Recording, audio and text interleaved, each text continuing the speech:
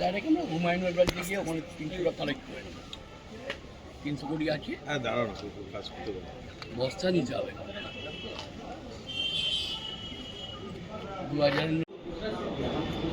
1 2 3 4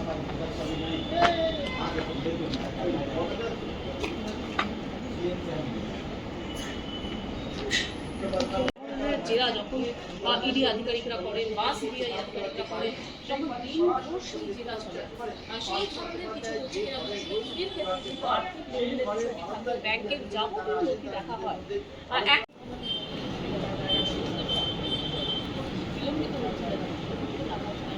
ঠিক আছে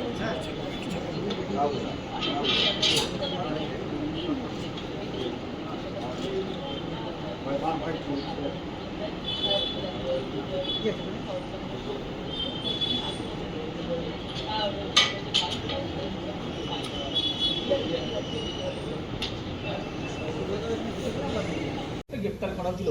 পরবর্তী ক্ষেত্রে জামিন পান, কিন্তু পরবর্তী ক্ষেত্রে একাধিক জায়গায় তখন তল্লাশি করা হয়েছিল। প্রসন্ন কুমার রায়ের বাড়িতে তল্লাশি করা হয়েছিল এবং সেখান থেকে একাধিক নথি উদ্ধার হয়েছিল। তার পরবর্তীতে এসএসসি নিয়োগ দুর্নীতি মামলায় তার নাম জড়ায় এবং এসএসসি নিয়োগ দুর্নীতি মামলার ক্ষেত্রে পরপর থেকে দুবার থেকে পাঠানো হয়েছিল। এই দুবারই তিনি গণহাজতে থাকার পরে এদিকে জানিয়েছিলেন অসুস্থ হয়েছে, তাকে বাড়িতে এসে ভিডিও কলের মাধ্যমে জিজ্ঞাসাবাদ করতে পারেন এবং তারপরেই দেখা